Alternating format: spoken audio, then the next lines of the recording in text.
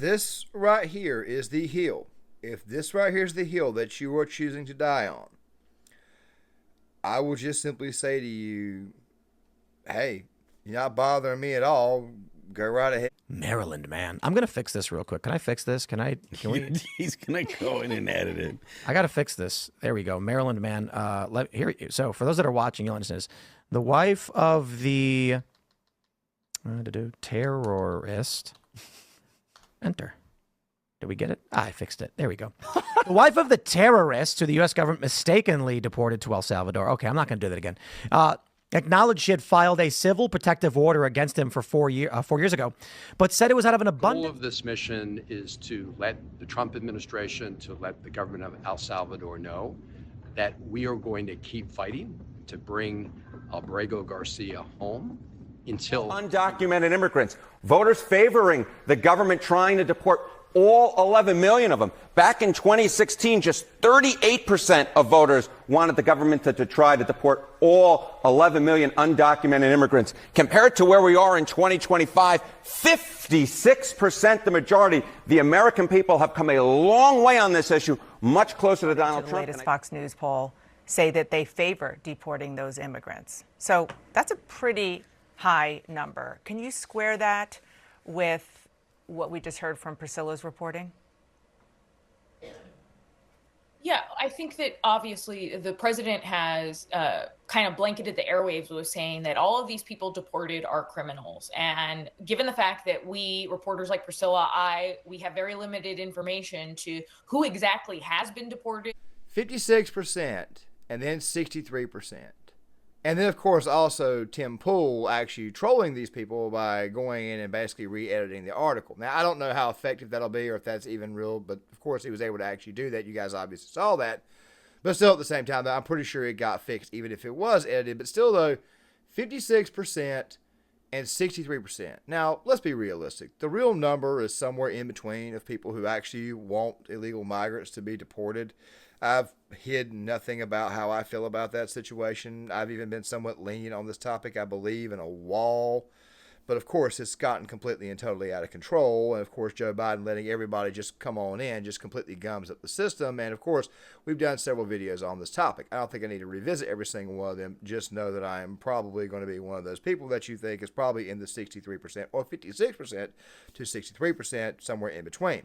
But still, though, at the same time, why in the world are Democrats choosing to die on this hill? Well, let's talk about that. Make sure you guys please hit the like button, subscribe, share, that sort of thing there. And of course, there's also going to be this video right here coming out on this guy who chose to simp for China. Very soon I'll be releasing it on both channels. It'll be the first channel to be first video to be released on the channel Crusty Old Vet, my second channel, as of course I'm beginning to post back to there. But with that right there out of the way, we'll talk more about it on the weekends. Let us go ahead and dive in. So, we got this little controversy involving a citizen. Well, I say citizen because the liberal media is saying a citizen. The Trump administration is saying he was illegal, named Kilmar Abrego Garcia, who got deported to his native El Salvador. Now, he was suspected of being an MS-13 gang member, and a couple of judges looked at this situation and said, yeah, it looks to me like we got enough here to say he's up for deportation. Now, there's been some politics and Supreme Court rulings, stuff like that there. Some judges have gotten involved. And of course, it's made the situation a little bit murkier than it probably should be. And of course, pundits have been talking about this, which we'll get to here in a second. But the thing is this right here. This guy right here has a temporary protective order on him, or there was one at one point in time from his wife. Apparently, the guy was a wife beater. Now, the evidence that people are looking at for this guy to be deported is not strong enough. So therefore, you've got people like what you're seeing right here in the B-roll footage, like J.B. Raskin and Cory Booker and this guy, Van Hollen, out of Maryland. And we'll talk about him in a second, too. Basically saying, yeah, this guy right here is an American citizen. There's not enough evidence to deport this guy. He needs to come back immediately. And, of course, they are going to, I don't know, to El Salvador to try to get this guy back. Let's take a look. For over 2 decades, I have worked in my state of Maryland to crack down on MS-13. I think that's important to underscore because the case of Kilmar Abrego Garcia does not have to do with MS-13. If you listen to President Trump and the Trump administration, you would think that the U.S. courts have found that Mr. Abrego Garcia is part of MS-13, but in fact, they have not found that. In fact, recently a U.S. federal with parsing words. The court has ordered the return of this person and that the Trump administration should do it. They're paying an authoritarian leader in El Salvador to hold people in the worst imaginable types of prisons that he has sent there without any due process. And this isn't just about Mr. Garcia. This is about every American understanding that this president is making an assault on the due process rights that are afforded to people in our country. Everybody from Anton Scalia to other conservative think tanks have said very clearly, you cannot disappear people off American streets. We are a nation of rules, and due process is clearly one of them. And to erode the due process rights of anyone is a threat to the due process rights of everyone. This is a democratic slippage, and we all should be speaking out against. Chris Van Hollen, a lot of people don't seem to realize this, but one of the children that died due to illegal immigration in the state of Maryland, her mother was at the White House, embraced by Caroline Leavitt, the press secretary. Obviously, it's an optics game, which, by the way, also highlights exactly how tragic the situation is, how it is that we have an illegal immigration problem as far as it comes to, you're already committing a crime getting here illegally, but still at the same time, though, there's a lot of criminal activity that happened after they got here that, quite frankly, is completely and totally out of control. I've done several videos on that before. And also, you've got situations like what's going on in Texas as well. But this right here is also sad and heartbreaking. It's also more sad and heartbreaking that the senator of that state completely bypasses one of his constituents because the state is so daggone blue. He knows that nobody's going to be able to vote him out. Now, guys, real quick, before I go any further and talk about Cory Booker, I just want to go ahead and say this really quick. Tim Pool, the beanie guy, of course, I made a video the other day criticizing his take on the whole Carmelo Anthony stuff, but of course you guys know me. I decided to stop defending people and I just, defend takes. He did have a good take on this issue yesterday when he talked about it. He talked about how it is that in reality what's really going on is that people who live in a state like, say, Maryland, the Baltimore area, they're Democrats who vote Democrat, and they're now saying we don't want to support this party anymore because this party is absolutely 100% totally insane. So by all means, I say continue to act like a bunch of loons, and yeah, you guys will die off as a party. So if this right is the hill you want to die on, go right ahead. But let me get to Booker now. And look, I want to add one more thing before we go any further. The domestic violence report will be placed in the description box of this video here, but as you guys can see, there are obviously people out there saying that yeah, his wife wants him to return, all that type of stuff there, and that him beating her is not that big of a deal. But the more and more you look at it, the more and more it just looks like a ploy to get some airtime and maybe some money eventually. That right there is what I'm seeing. But hey, dumbasses are going to do dumbass shit. Am I right? I really love how Cory Booker there, who, by the way, a recent poll came out showing that he's actually leading the pack amongst Democrat Party candidates in 2020. I really and truly think you guys should run him. It would be an absolute beatdown if you ran him. He might be able to salvage some of the Democratic Party Senate, but still at the same time, though, it's almost like a South Park episode that they're on their way down to El Salvador to bring this guy back. James Carville got involved on this right here, but James Carville also has something else too that we'll be getting to over the course of this video as well, because it's absolutely hilarious because he told the progressives to divorce themselves from the Democratic Party, but now he's over here saying we need to bring this guy back. It needs to be top priority. Let's take a look at what he was saying last week first. This clip right here is relatively lengthy. I edited it down. I filed it down, but it was originally 3 minutes. I'm not going to play all of it for you guys, but I'm going to play roughly about 2 minutes of it for you guys. The bulk, the actual full clip, will be in the description box, but here you guys go. Maybe we need to have a schism. Maybe you got plenty different, the Justice Party, the Working Families Party, the Socialist Party. The only thing I'd ask is just don't use the word Democratic in any title that you have, because most Democrats that I know that are running for office don't want your name, don't want you to be part of the deal. Yeah, they would be glad to take your votes. Who wouldn't? Everybody wants to get as many votes as they can. Maybe you come up with your own name. And by the way, nothing against after the election. Very, very interesting that James Carville would tell these people to divorce themselves from the party. That's roughly 1/3 of their voter base. We'll talk about that a little bit later on the video, but let me get back on track. There's anything that I can tell you, and you say this guy is stuck in another century, not another decade, and he represents nothing to do with the future of our movement, I can accept that. You're not really going to hurt my feelings. So maybe we could have a kind of amicable split here, and we'll go to post in 2026, because you don't ever run, they never run against a Republican. Okay. All they do is run against other Democrats. I don't quite understand why you're so anxious to have the word Democrat in the description of what you do, but maybe we can have a amicable split here.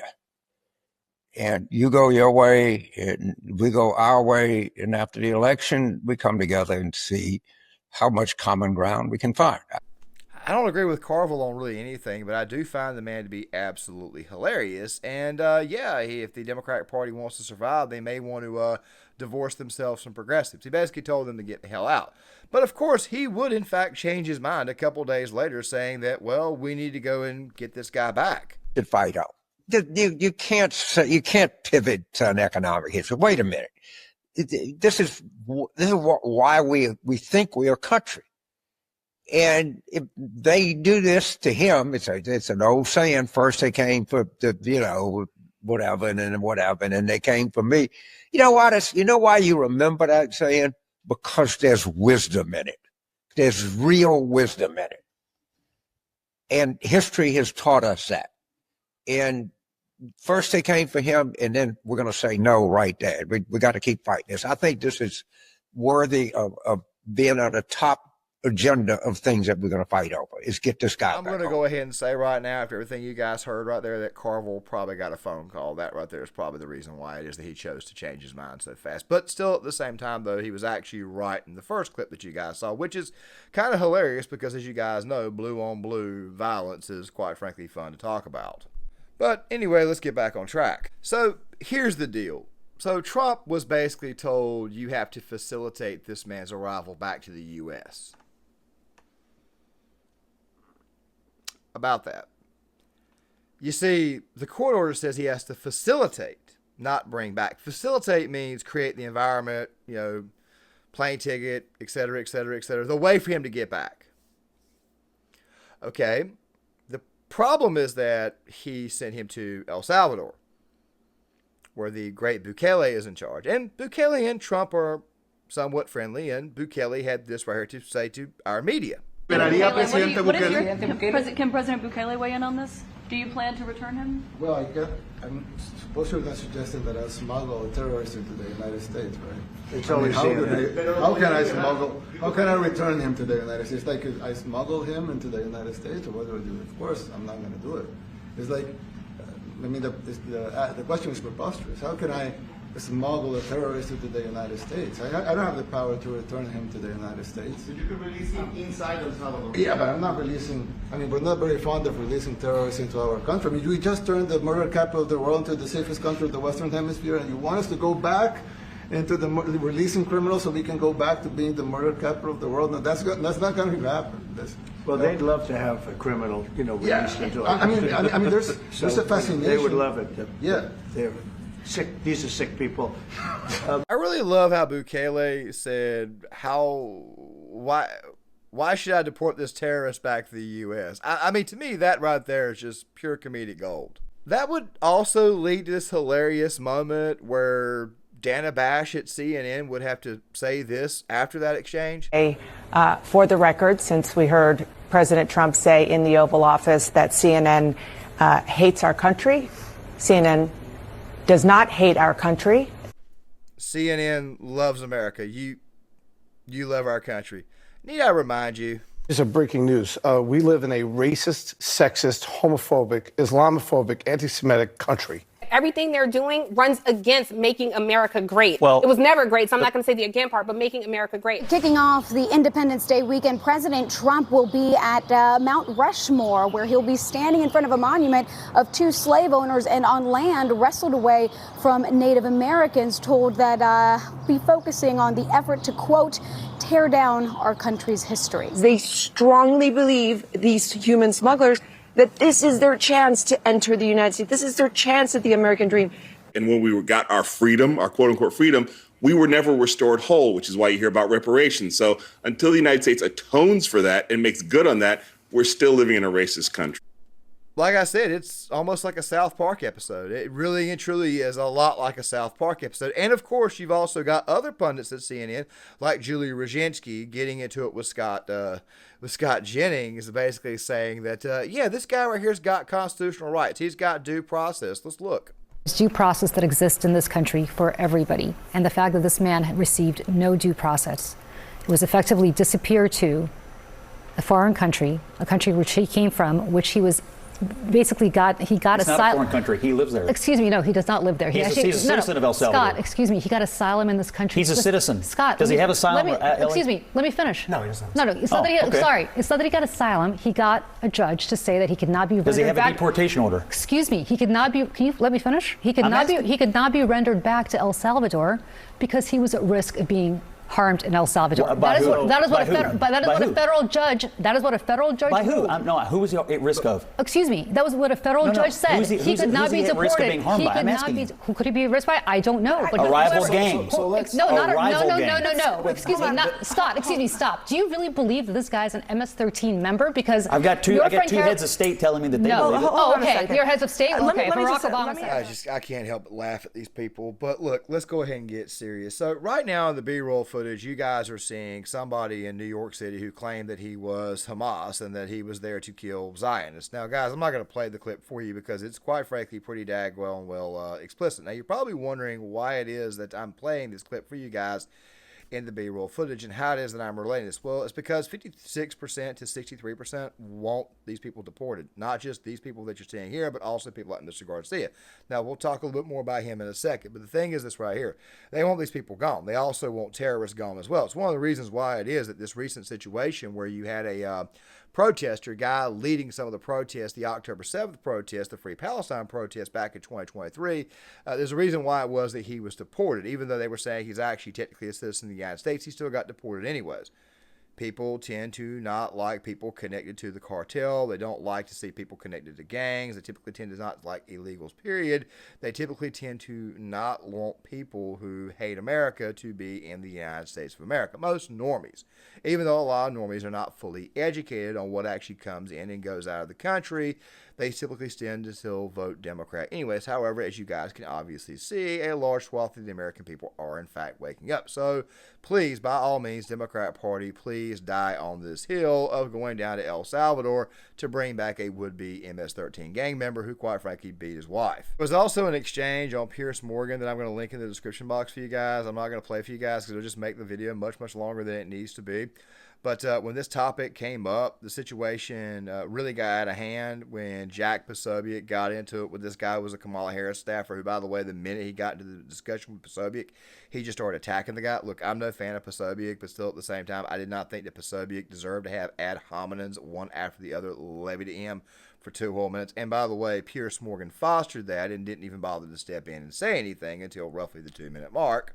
But still, though, at the same exact time, by all means, die on this hill. Die on the hill of bringing in people who are connected to the cartel, bring in people who are here to hurt the United States, bring in people who are looking to just simply suck off America, take jobs from people, bring those people in. By all means, go right ahead and do so, and go ahead and run on that platform, and go right ahead and run on the platform of the people who hate the United States of America leading these Free Palestine protests. Please go ahead and do that. After a while, that 56% number does in fact become 63%, and then eventually this 63% number becomes what? Probably somewhere right around 70%. So by all means, go right ahead and do it. It will be the final nail for your political party and political movement. I said final death knell for political movement. That rather is a different conversation altogether, but definitely for the Democratic Party. Go back to what James Carville was saying. He was basically saying he would like these people to divorce themselves from the party, but what that idiot does not seem to realize is that that's roughly 1/3 of your party, bro. Meaning if they go away, your party's dead. But still, let me get back on track. But the discussion, getting back to what I was saying about Piers Morgan, was about the restraining order that the guy's wife filed because he was beating his wife. Now his wife is out here saying that, oh, he's a good man. He can come on back home. He's great to the kids. Funny how it is. These people change their minds the minute they can get some publicity and possibly get some money. Here's the truth. The truth is this right here. This guy right here, they looked at his case. They looked at the fact that he was wanted by potential rival gang members. And they said it's very, very possible that he himself is a gang member. So he eventually got deported. He got deported to El Salvador, where Bukele has got a camp for these types of people, where he puts them inside there and he rehabilitates them the good old-fashioned way, kind of like boot camp. It's a, oh man, this is one hell of a way. It's scared straight on steroids is what the hell it is. If you guys know about Bukele and the program that he's running in El Salvador, if there's one thing that can fix these people, it's definitely that there. And of course, the Supreme Court has said that you, Mr. Trump, need to do what? You need to facilitate this guy's return. And there's a court order for him to do so, but Bukele, being the good man that he is and great leader that he is, being so friendly to the United States of America, being so pro-America, said, how could I possibly think to deport a terrorist back to the United States?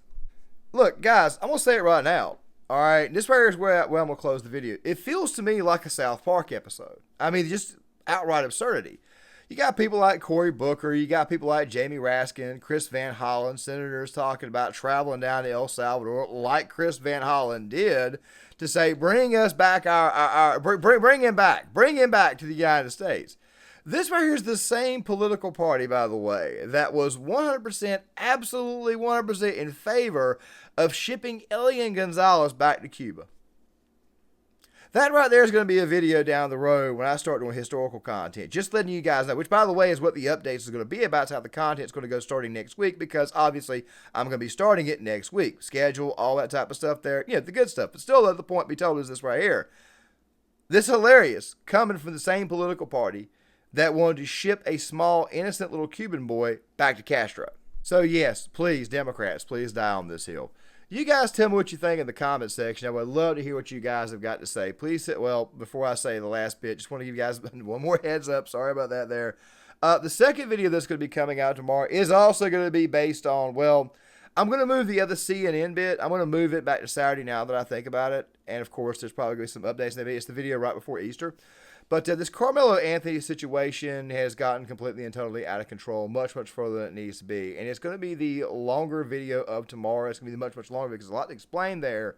But still, though, make sure you guys stick around for that because some updates have happened in that situation that's making that situation look, let's just say, I had a feeling it was going to go in that direction. Basically, another BLM scam, but don't worry, we'll get that in video number 2. And, of course, the other video that I had planned on CNN's failed attempt to talking about men, especially men on the right, that will be coming out on Saturday. If you guys can, please hit the like button, subscribe, share the video, sign off in the comment section. I would love to hear what you guys have got to say, and I'll see you guys later.